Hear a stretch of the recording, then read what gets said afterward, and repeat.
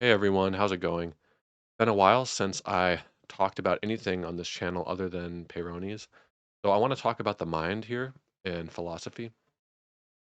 And I also want to make a video where I talk about why I haven't been talking about this for the last, what feels like many years now. So basically, this is something I plan on talking about more, and I always was planning on doing. But what I found was that psychology didn't have the answers. Evolutionary psychology didn't have the answer. And my entire life until, my mid 30s or early 30s, I should say, was based on evolutionary psychology. And by pushing that to its limits, I found that it was um, only a part of the picture, perhaps like the outer shell of the picture. And there's a lot more to it. So I started writing this book or document on women, and I was approaching many women, thousands of women, having good adventures, wild adventures, but also just meeting a lot of quality women that I resonated with. So my best relationships, my current relationship, I met her through approaching, and I do think that's really the only way to go about it. I've never really enjoyed apps, but essentially, I developed some techniques. I don't know if that's the right word. I developed a kind of philosophy for talking to women. And I helped actually a lot of guys. I actually have helped three guys find their wives through approaching, um, at least, which is really cool. I'm very happy about that. Of course, they deserve all the credit, but I did help them, push them, got them to approach without alcohol, and they are happy. So that was a really big part of my life, and it still is. Although I'm in a relationship, I'm not approaching anymore. But this kind of the underlying principles that I arrived at, which are quite universal but different for me, those principles are really important to me. But I wanted to teach it to you guys. But I ended up running into problems, which was that when I found somebody who I was helping out on the street, for example, I would have to really push past a lot of things in his mind, and basically his understanding of reality. And I had to do this in myself as well, and overthrow my entire metaphysics, my view of reality. And this was a very painful, difficult process that took me years, especially because a lot of this stuff isn't spelled out. So I don't know if I want to jump into this right away or what, but basically, I stopped writing about just women. And I realized I had to go to the very foundation of philosophy, of metaphysics, philosophy of mind, and ontology or epistemology, what an object could be. What even can an object be? Uh, and then, of course, what is an emotion? And what is an emotion is a huge, huge part of relationships and life. And psychology doesn't have an answer for what an emotion is. You have to go to the philosophy section of a bookstore and maybe look up in some strange corner and, squint your eyes and look up there and you see this little book called Ontology of Emotions, and it's like $150 or something. And even that book, if you look in it, you will see all these different opinions, and almost like maybe only one opinion is like kind of getting to the point and actually seeing what an emotion is. And it's just absurd. It's very, very hard to get to some of the answers, even though they're very obvious. The answers are very obvious, and humanity has kind of known all along some of these things, but it is so obfuscated and really buried in a lot of BS. And it's just hard. So, a lot of scientists, psychologists don't know what an emotion is. Scientists don't know what science is. An emotion is not chemicals in your brain. Um, it's not just a bodily state. And so there's so much you have to go through and find figure out. And like I said, yeah, so I stopped writing this book on women and approaching. I started writing on philosophy, starting with the very basics. Um, and I will give you guys a sample. It's about 200 pages when converted to Kindle right now, but the sample should be done really soon. It's basically done. I might I don't know what I'll do with that. We'll see. But essentially, I realized you have to go from the very foundation of reality, work your way all the way down through all these different topics till you get to emotions. So the last chapter in my book is on psychology. It's like the last little sliver. So when I talk to my friends about women now, we do not talk about psychology. We do not talk about evolutionary psychology.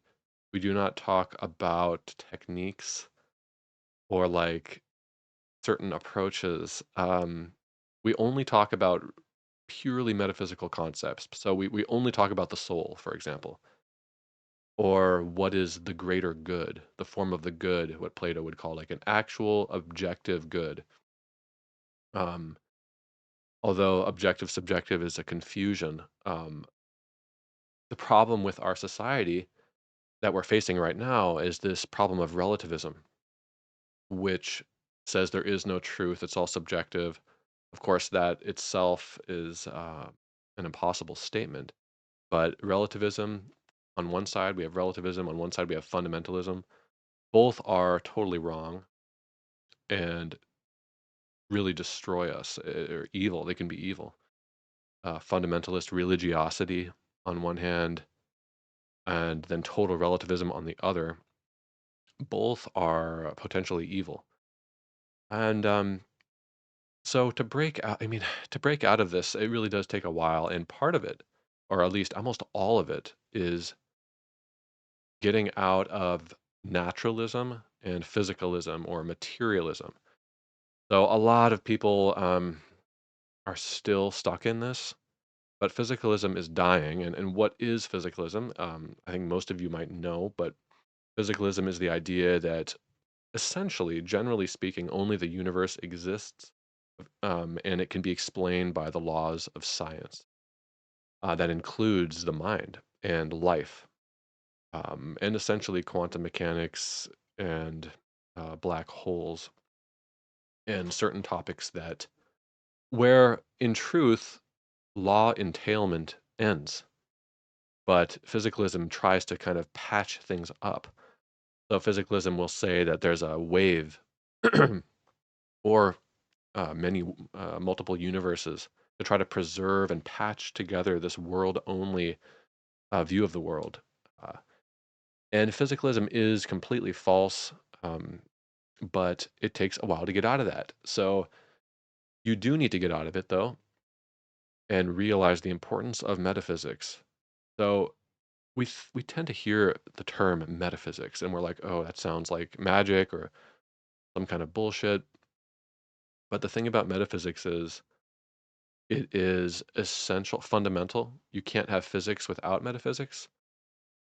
And even naturalism is a metaphysics. I keep using naturalism and physicalism interchangeably here. You could argue they're slightly different, but naturalism is used in various ways. But anyway, physicalism is, try to use that term going forward. Essentially, it would, you have to realize that emotions, the mind, consciousness is necessarily metaphysical, even if bound by constraints. So just because something can't be measured doesn't mean it doesn't exist. Obviously, otherwise we would all be philosophical zombies. Now, there's so much confusion on these topics, and again, it's like why I held back on making this video was because I knew it would have to turn into a philosophy video. Because again, for me, when it comes to Peyronie's disease and girls and sex, I have no, there's no problem. It's over. Uh, that's like, um, to talk about success with women is like, it's really funny. I think Tyler Owen Cook, the most famous pickup artist, in his hot seat at home, when he was really like at his prime, somebody asked him a question, and I think what he said back was like, "Game and pickup is amateur hour." He's like, he was just like sitting back with his scarf, and he's just like, "That's amateur hour." And that's literally what happens. Is you finally realize that even talk of approaching and talking to girls and attracting girls, that's just amateur hour. It's like, what are you talking about? And it's too bad because it is hard and there's a lot to say. I mean, we could talk infinitely about pickup or attraction and intimacy. And there is a lot to say and I want to talk about it. I really do. But I will say that without a prompt, like if I don't meet you in person and hear what you're going through, it's really hard to just start talking about attraction. And I mean, because again, to me, there's nothing there. It is just gone. It's like you either want to get the girl or you don't. Kind of like going to the gym to build muscle. It's like you don't have to think about your techniques really at the gym. I mean, kind of basics. I don't even think that's a good example though. But at the gym, I mean, it's like you either want to get jacked and build muscle or you don't, and you just do it. It's like it's not. To me, I'm at that point, and unfortunately, I think many of you probably are not, and I totally understand that. But even if I was single, I would not be thinking about this at all. Like, I would just be out taking action. And a lot of girls will reject me, but the ones that reject me, ultimately, it's best that they rejected me. So you get to that point where you're like, okay, that was right. That was good. I'm glad. I wouldn't want to be with her anyway. That would have been a disaster. Not because there's something wrong with her necessarily, but because you're not a soul or psychic kind of match. And that's not what you want. So deep down, when we are depressed, even oftentimes it's because we want something and we don't know what that is, but we want. We might just want somebody to listen to us or to even just hold us. Maybe deep down we have a desire to be really just listened to and held like a child. And sometimes we can't see that. And that can come through, and maybe a girl's kind of like, what is that? And there's nothing wrong with that. But that's just one example of kind of like another example would be that you want your opinions to be heard. You have all these needs inside of you, and they're not necessarily bad, but you do need to confront those needs and maybe have them met. Uh, and until those are met, you're not gonna be able to bypass them. So you can't bypass your needs very easily. You can meditate a lot, approach a lot of girls, get into a trance, and kind of break through a lot of that sometimes. But then usually that you're not quite gonna bypass it. Or I mean, I have succeeded with a lot of girls that maybe I shouldn't have because of meditating and approaching a lot and really getting into a good state. But there were still aspects of me that weren't quite addressed. So I'm not saying don't approach. I'm saying, yeah, you do need to talk to girls and everything, but just realize that there are things inside of you that need to be addressed and or seen, brought to light to your own consciousness and to that of others. And that's just where you're at. That's just where you're at. So if I'm not doing really good when I'm out talking to people back when I was single and I was approaching, there's just no, I don't feel bad about that. I'm not looking for a new technique. It's just like I have myself and I'm just putting myself out. I put myself out and keep expressing myself. And that is all I can do. And so I don't know. Yeah. The whole idea of attraction, I can make a video, tell you how I would go about talking to girls and what mindset I have, what kind of meditations I do. And that I think you'll find very valuable. But I still think that for me and most guys, well, I'll have to think about this. This is tough, but I think most guys really need to rebuild their sense of reality. And for me, that meant getting out of physicalism, which was this long kind of path. So my book that I'm writing, we'll see what happens with it. It is on getting out of physicalism and understanding emotions and understanding even gender, women, uh, and many other topics. And it is essentially designed to hit the hardest, uh, to really pop you out of that kind of physicalist fantasy, which is tough to get out of. There are a lot of books on this topic, but not a lot of them, in my opinion, really go all the way. So this book is my attempt to go all the way, and I criticize several different scientists or philosophers in it. Actually, mostly scientists, I would say. But yeah, it's designed to really help you get out of physicalism. That's the whole point. And at the end, it will have a bunch of stuff on psychology. But that's yeah, that's why I've really been holding back. Is that for me, I had to really look at a girl, look at a human, and learn what a human actually is and what consciousness is. What are they, what is meaning? What is good for them to feel and for me to feel? What am I talking to? What is a person? This all sounds really obvious, but it actually, again, if you're a reductionist, you're a physicalist, you don't know the answer because according to naturalism, physicalism, the answer is somewhere in the world, but that can't be the case because you can't reduce a person to properties. You certainly can't reduce somebody's consciousness to anything in the world, any kind of object or property. This whole idea that consciousness is an emergent property, hopefully people are getting to realize that's not true, and that is just a perversion of the use of words, basically. But you still see people on X, on YouTube, typing that out. It's an emergent property. But of course, people who say this don't know what emergence means, and they don't know what a property is. And I can't blame them because I didn't know what a property was. You have to actually stop and think about it.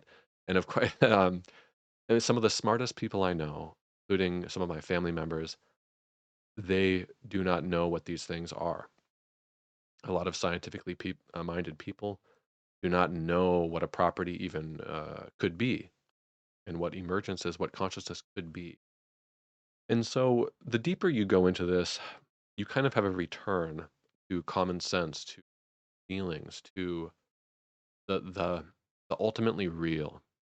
And a woman becomes a woman, not some kind of combination of parts. A person becomes a person, not like ears and nose and like cells and atoms and some kind of evolutionary history. And you also realize that evolution is not a evolution. So this is where things get difficult, but you realize eventually that evolution is not an efficient cause. It is not actually something that is causal. Gravity is a fact. Evolution is a fact. That is likely to be true. Evolution is true in that changes happen over time, but it is not an efficient cause like gravity, and it is not a scientific explanation. So this takes a lot of unpacking, and I don't think I'm going to do it right here. But evolution greatly shapes and confines or um, constrains what life is doing, what consciousness is doing here, but it does not explain. And when you realize this, your life gets completely flipped inside out in a good way because you realize what life wants, what a woman could want, what people want is not survival. Survival presupposes a self and value to begin with that does selecting. So there's a lot to say on this. Many of you might watch a lot of videos on philosophy. I'm sure some of you have heard of Michael Levin, who is a biologist who's really leading a silent revolution. Even he, though, although what he's showing with his xenobots and some of these things he's doing, showing that life has side quests, what he calls side quests, where life is doing things that are not entailed by law, by evolutionary past. So he's showing something that goes against what naturalism would say, would hold. And uh, but even Michael Levin does not admit what this means. He does actually in one paper. He writes what it means, but he kind of avoids metaphysics, unfortunately, because unfortunately he ends up becoming pseudoscientific, in my opinion, based on his denial or at least refusal to engage with metaphysics. So he has this kind of weird idea about cognition all the way down and patterns being conscious. And I think this is fundamentally false, but that's for another video. But going back to the point, eventually you realize that there is something greater that consciousness is doing. And when you realize that you are totally freed. And I'm sorry for many people because they can't even understand what I'm talking about. Because it takes a lot of unwinding people's mind from the physicalist fantasy. Most people think that physicalism is logical and rational, and that idealism and panpsychism or anything else would be somehow magical thinking, but it's literally the opposite because physicalism demands these reified objects in the world, like quantum waves. Physicalism must believe that those are real, that quantum waves are real things, but they're not. Never has a wave been measured. And same with consciousness being epiphenomenal, floating above our heads, as physicalism would have it, at least naive physicalism. Uh, that requires magical thinking, but so does even what's called type physicalism. Uh, Basically, it's panpsychism or computational functionalism. These ideas that would say, like, okay, the brain is just uh, consciousness is just identical to brain states. So even this requires extreme magical thinking. Um, but again, I'm not going to go over these arguments right here, but I'd like to, if you guys want me to do that. And I think we're going to have to because I just can't talk about girls and attraction in this way um, when I know it's going over a lot of your heads. Most guys will hear. So again, what I used to do is I would talk to guys and give them meditations and things, and but they could not let it land like at all. They'd be like, okay, yeah, great, okay, and they just wouldn't do it.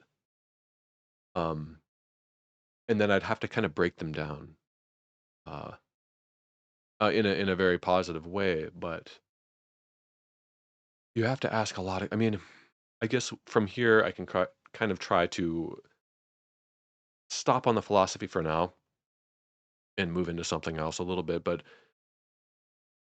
one of my best friends here, where I live, he when he started approaching girls, I remember him crying sometimes uh, after being rejected and being frustrated, and I would have to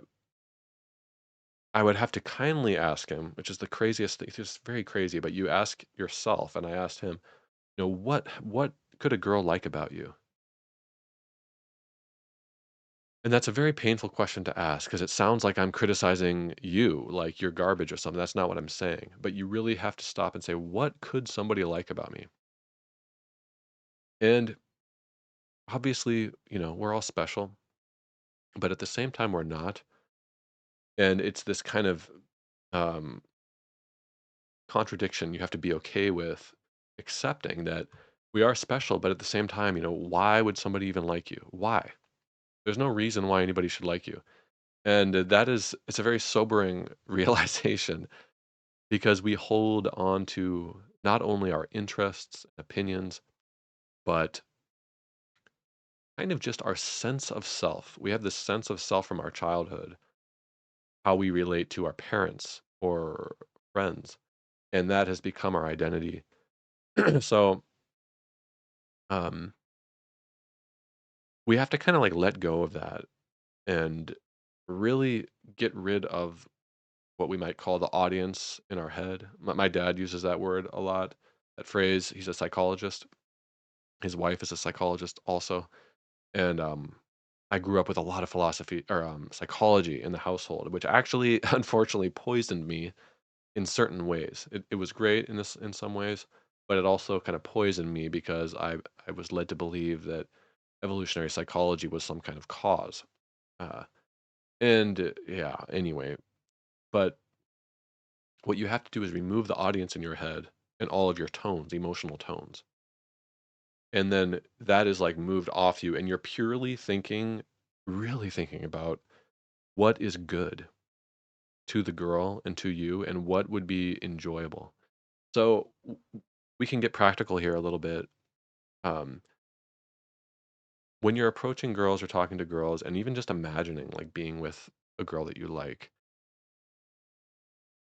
you have to at some point imagine what you would do if you were with her.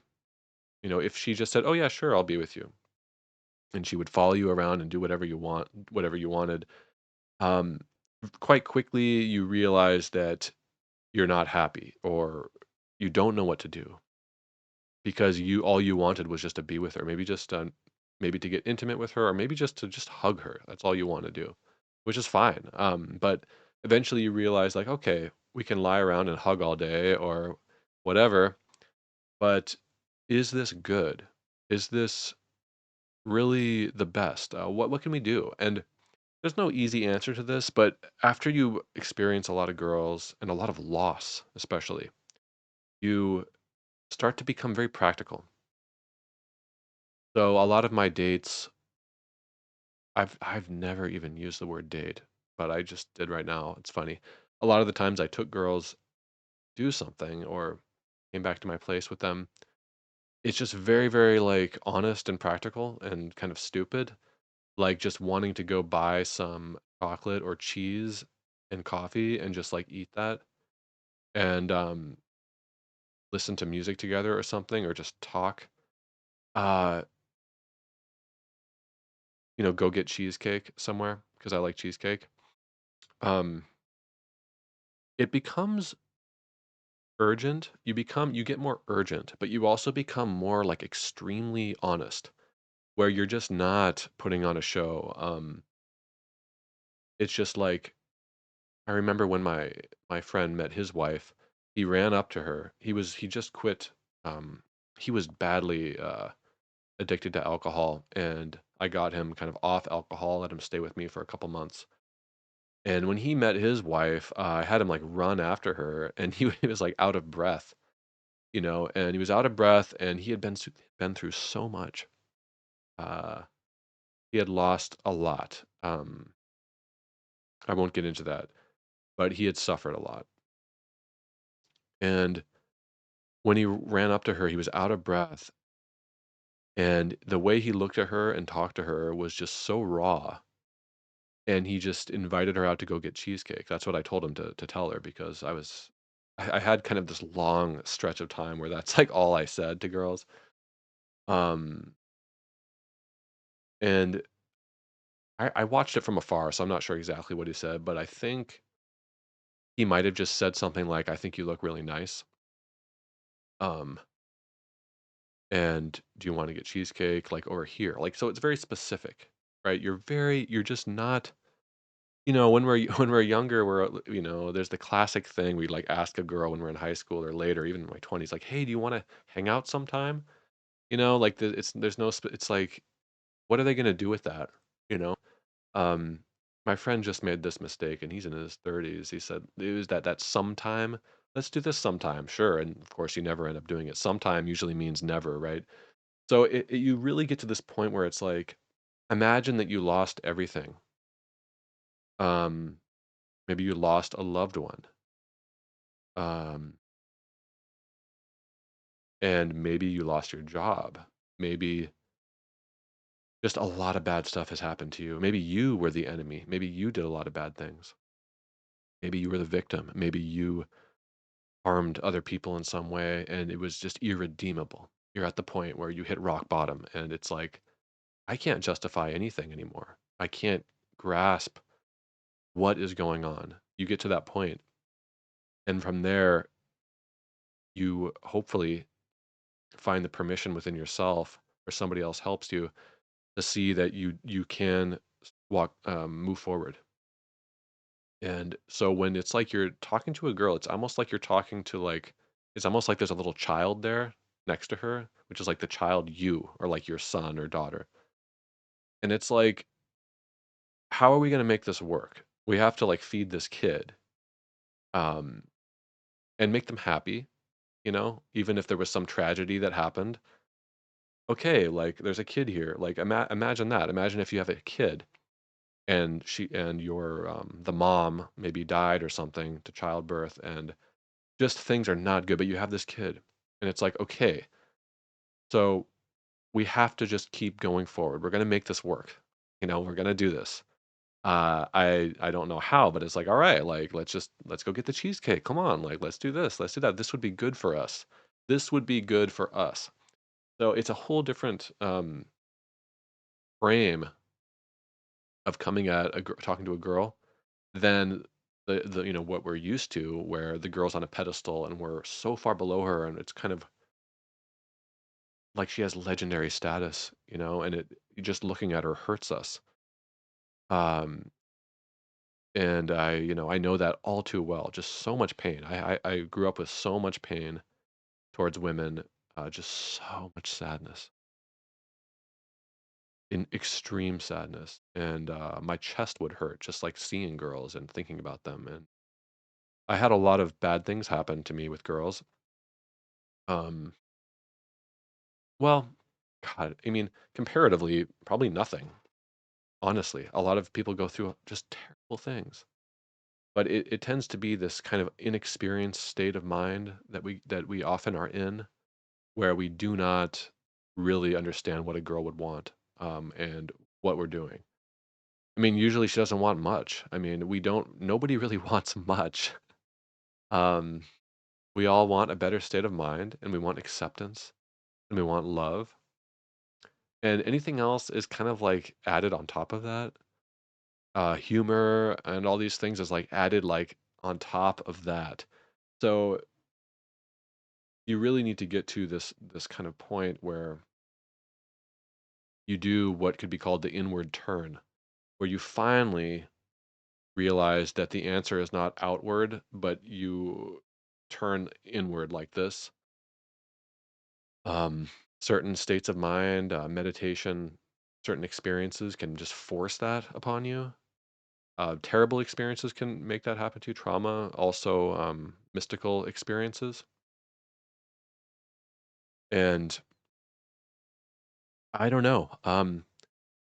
If I were to teach a young guy to succeed with women, I guess I would just be telling him these things I'm telling you now. It's just you're really you have to get in touch with your soul and be honest and radically honest usually. Not too radical, but you learn that like there is no alternative. There's no alternative. You try to like hide things from girls and it just like doesn't work. And sometimes you're like exhausted and you're talking to a girl and it's just like you just have to tell her. It's like I'm just so exhausted right now. Um and you just can't fake it. Um, I don't know if I can even say more on this topic right now because I'm actually very sleepy myself. I got my coffee right here, but I think yeah. So, all right, what else do I really want to talk about in this video? It's been a half hour, and the main point of this video actually was just to be a transition. So, I have a lot to talk about on philosophy, and I'm curious how many of you want to hear about philosophy. And how many of you just wanna hear about Peyronie's and girls? That's the thing. As far as, like, how do you deal with Peyronie's with a girl? It's just to me, that's just so obvious. It's just done. That is done. There's no I'm not saying that there's no reason to, be in pain about it. I understand that. I've been in so much pain about girls and Peyronie's, just terrible pain, to the point of crying so hard I just couldn't even breathe. I remember on the shower floor when I was staying with my ex, um, who has now passed away, I'm quite sure. He was the one who kicked me and hit me and gave me a terrible time when I was going through the Peyronie stuff and kicked me out on the street um, in the rain. And long ago, she apologized for all that. And I met her when I was like 21. Here I am, 39 now. And several, 3, 4 years back, she got diagnosed with brain cancer, terminal brain cancer. And we had made up by then already. But I remember talking to her at the park last time. I think she's no longer with us now. And she was struggling to get words out. She had this huge scar on her head from brain surgery. And I'm helping her speak. She'll try to say something, and I'll have to fill in the gaps because she can't speak very well. And I just remember my mind thinking, like, what? No, oh, like, what should I talk about? If it was a different date, or not a date, sorry, if it was another girl on a date, I might think about, oh, let's talk about movies, or let's talk about this or that, or like something exciting with my friend, or some really cool philosophy idea. But these ideas would come to my head, and then I'd just be like, no, like that's not relevant. If somebody's going to die and they're here with you, um, or you're going to never see them again, even. It's kind of like that kid when you're talking to somebody, you realize, like, okay, none of that is like relevant. Like, who cares about some movie? What am I talking about? Now, if somebody has some terminal illness, you don't want to avoid talking about worldly stuff because they're still there. And ultimately, we should celebrate worldly stuff, including movies. There's nothing wrong with that. But I think you need to make a kind of switch where you realize, like, that wasn't like it because you were reaching for it. I often talk about the right hand versus the left hand, right hemisphere versus left hemisphere. I guess you'd switch them. But there's a kind of grasping we do with the left hemisphere, with our right hand. Kind of, oh, do you know about this? Or, oh, this. And you're kind of like reaching where you want to actually be grounded in your right hemisphere, which is connected to the self and to the soul ultimately, and come from a place that's very different. So that experience was one that really woke me up, along with many others.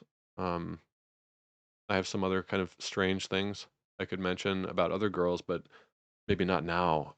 Uh, but yeah, when it comes to Peyronie's and dealing with relationships, it's a non-factor to me. Um, if you can do something sexual with her, with a girl, that's all you need.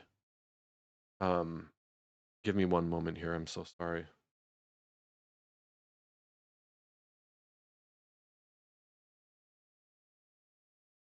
Okay, I'm sorry about that. If you Yeah, I mean, if as long as you are honest and you, like, tell her and then, like, try, you're, like, committed to trying, you're not gonna have an issue. I mean, yeah, some girls might reject you, but that then you wouldn't have wanted to be with them. It's not You don't have to worry about that. If you can't penetrate at all, like, yeah, that would be a challenge. It doesn't mean that you can't have a relationship. Uh, my mom was with a man for 10 years, and they never had sex because he couldn't get an erection. And she never at any point felt like she should be with another guy for sex. It was more like, yeah, sex would be nice, but that's like not, it just doesn't matter. Now, this is my mom. She's in her 70s, now. It's like, is that a good example of a young, beautiful girl? Maybe not. But in my experience, girls, even really beautiful ones, I think I've said this before, they, they, um, they might like sex, but they're also just as happy to like not have that burden. So, my ex, who is no longer with us, I think I've mentioned this, but she had this dream, interestingly, where like she was so relieved because she was getting married with this guy who couldn't have sex because he had penis cancer and had to have his penis removed. And she said she was like the happiest she had ever been in that dream. I think that's very interesting. because I think she cheated on me. I'm quite sure. I'm almost positive, and she was sexual, but she's also just as happy to just be like done with it. And I find that I'm the same way. There are times when I really, really want sex, and it's like, wow, that is just like this rush. It's just like, God, it's so powerful. It's like, man, that feels like the only thing that matters. And then when it's gone, I'm like, God, I mean, thank God it's gone now. Like that really was kind of a strange dream.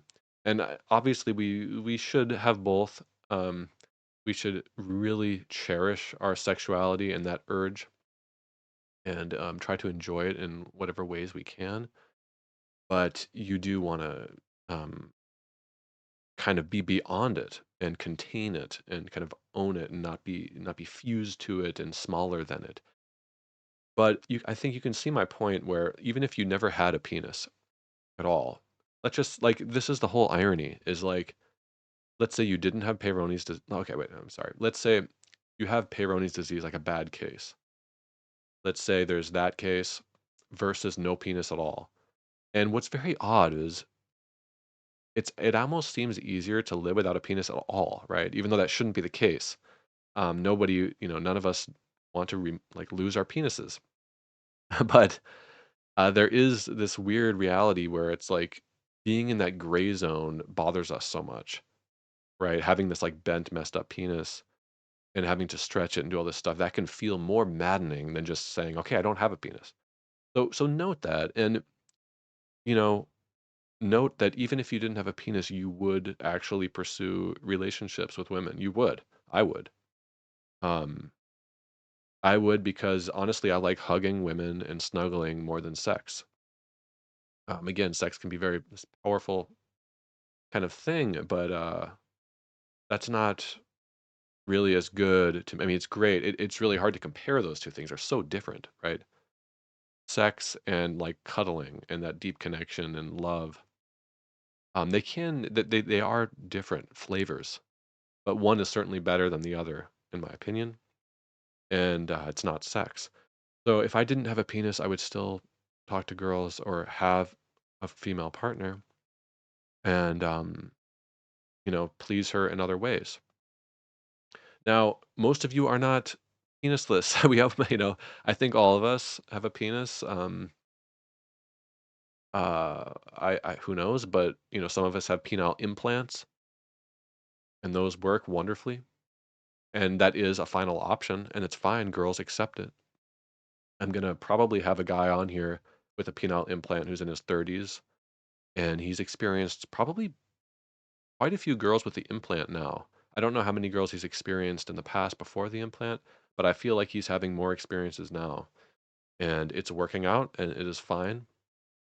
And it does have some benefits. So you're not trapped with Peyronie's. Even if you couldn't have sex, that's okay. And I remember being with girls and thinking, if I can't have sex with them, they're gonna leave me and they're gonna sleep with some other guy. And that like killed me when I was younger because I'd get so nervous. I couldn't get an erection. Back when I was in my early 20s, like it was impossible. My heart would be pounding so hard. And this happened to me all the way up until like 27 or something, where I just could not relax with women. Um, and I remember being so scared that they would leave me. And now that fear is zero. I just can't even conceive of a girl leaving me. Um, I mean, it almost feels partially delusional, but it's not. It's based on experience at this point. And I'm not saying a girl wouldn't leave me if I didn't sleep with her, but that's just so like I know the reality. I understand that sometimes sleeping with a girl somewhat quickly is better than like waiting in this kind of needy way. But I'm just so beyond that now. Yeah, I can't even I don't know. I can barely relate to that anymore. That like trying to sleep with a girl quickly. Although that often happens and that can lead to a good relationship even. But yeah, it's just like I'm not there anymore. Um, I certainly know how to do that, I guess. And I don't know. Anyway, so I think what I need now, because this video is kind of all over the place, even though it's definitely um, coherent. But I think what I need now is to focus on little topics that maybe you guys want me to talk about, or just focus on the philosophy that I do want to talk about. Um, but I do need like a topic usually because I myself am like so over it. Women, that is. Uh, but maybe if you can nudge me in the comments a little bit, then I will launch into something. I enjoy that. I enjoy launching into these topics of like specifically how to go about uh, talking to women or what have you, or certain things in relationships, I guess. But now I spend all my time writing and reading philosophy of mind. And there are a lot of videos I could make on it, on this topic that I've kind of avoided. Because if I make a video on philosophy, something about physicalism, idealism, or beyond idealism, the concept of the self, um, potentially the soul, topics like this, if I suddenly launch into that, my channel, it's going to be very strange for you guys. Like suddenly I make a video criticizing some specific scientist, talking about something specific. It's going to be very weird for you and also other viewers who see my channel for that and then see I'm talking about penises in the other videos. Now, that's fine. And I think that's probably how it's going to have to go. But after this video, I may start launching into some other topics. Now, that said, I will not stop making videos about Peyronie's, and I've never stopped staying up to date on Peyronie's. So I'm actually still dealing with some health issues. One is numbness in my hands and penis. That's something I may talk about here shortly, which I hope I have solved, but it has been very um, sad for me and kind of made me connect back to the Peyronie's emotions, actually. But yeah, I think, yeah, I'll never stop making Peyronie's videos. If something new is around, I will talk about it, or sexual health, especially numbness and erectile dysfunction. I may talk about that stuff. But I think from here on out, I may try to go back to either philosophy of mind, hardcore analytic philosophy, or or what it really means to live life as a kind of metaphysically inclined masculine self, and what it means to enjoy intimacy, specifically intimacy, because I find that this is where most men are failing, and this is where I failed many times. So not just how to approach. I don't know if I really can even relate to that anymore. Although I will talk about that if you like, and it would be fun. But more so how you should engage in intimacy because it is hard. And a lot of guys have harm OCD, including myself, where you're so afraid of harming the other. I would say almost every man who struggles with women has harm OCD. I mean, it's so bizarre. You either have guys who are narcissists who are like kind of somewhat more violent. I should say like more oh god, I can't think of the word right now. Masochistic, I guess. Not masochistic, the opposite, sadistic almost. They're kind of like have kind of anger against women. But the majority of guys have the opposite, where they have guilt towards women. When they look at a girl's body, they feel guilt and this kind of weird that they lower themselves below the girl and treat her as kind of this authority, and they're afraid to harm her. So during intimacy, it's like there's something wrong there where they're having a hard time connecting and allowing her to submit as the feminine. Um, Surrender would be a better word. The feminine does want to surrender, and it's very hard when we can't allow that to happen. And there's certain reasons why we can't let that happen. So I will probably talk about this topic going forward, this intimacy and this kind of metaphysically inclined way of relating to women. Or hardcore philosophy. And yeah, let me know if you're interested in either of those. But I think that's probably where the channel will be going from here on out. So anyway, this is really kind of, as I said, a video to kind of transition. Where my mind is, as I said, is purely on writing my book on getting out of physicalism. So that's where I'm really focused right now.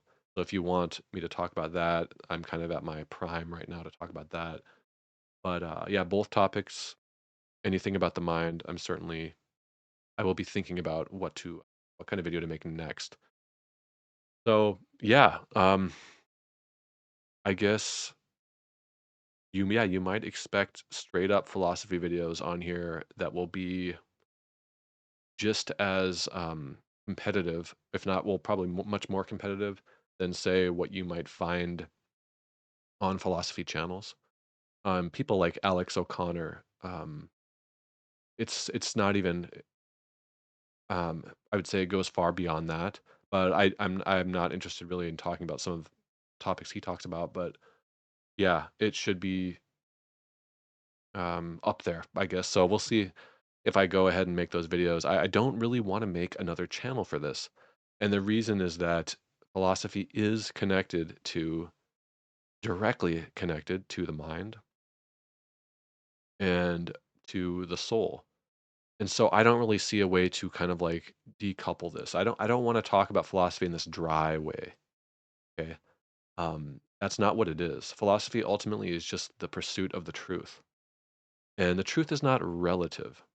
It is contextual in some way, but it's not just trivial. When we say relative, problem is that relativism ends up turning into kind of trivialism, where everything is kind of like trivial and like looping. And that's the problem with physicalism and naturalism is that you have a closed world. So what happens is the mind tries to find meaning, but it can't. So it's like light bouncing off all these mirrors. And then you become kind of like Nietzsche or some relativist kind of existentialist thinker who's like, well, there's this and this and this and this and this and oh, I don't know, and you kind of like blow up in the end. It's kind of like the game Near Automata. I don't know if anybody's played that or if you play video games, but Near Automata and the director Yoko Taro, he writes. I mean, his games are kind of filled with philosophical ideas, especially Near Automata. Directly, like there's a robot I think named Sartre, or at least he's reading Sartre. I can't remember. I've played that game a couple times and had my friends play it, but and I like it, but you can tell there's this relativist kind of looping and pinging and he's completely lost. Um, and Nietzsche ultimately lost his mind. Of course, it seems that that was a problem with his brain that his father had, but nobody really knows. But I think at the end of his life, when he wrote Twilight of the Idols, he declared metaphysics dead. When the clock struck noon, there was no more shadows, he said. And he was very happy with that. But the thing is, by banishing metaphysics, both the physicalist illusion of a real world, the Kantian world, and the true world of eternal forms behind us, Plato's world, when you banish all those, you're left with nothing. And you see people like Sean Carroll, a physicist, trying to do this with naturalism, but you ultimately can't do this because then you can't explain or even make sense of objects or your own first person perspective, consciousness, and many other things. So I don't think that's why Nietzsche lost his mind, but I do think it's interesting that he was around before a lot of logic could like burn itself out with logical positivism movement in the early 1900s, which wasn't really pronounced dead until the 70s, although you could say it died in the 50s or earlier, I guess. But yeah, now I don't even know why I got onto this topic. But yeah, so that's it, guys. I love you so much, and thank you for watching. Yeah, I'll be making kind of different videos here probably, and yeah, the reason why I brought this up again was because I don't want to make a new channel. I could. If you think I should, you could let me know, but I don't really like that. Um, I really don't like these kind of dry philosophy only channels. That's not what the world needs right now. We need to really talk about what is going on and how we're living our lives right now. That is really where the answer lies. So I love you guys. Thank you for sticking around. If you listen this far, I love you even more. And that's it. I will talk to you guys soon. Take care. Bye.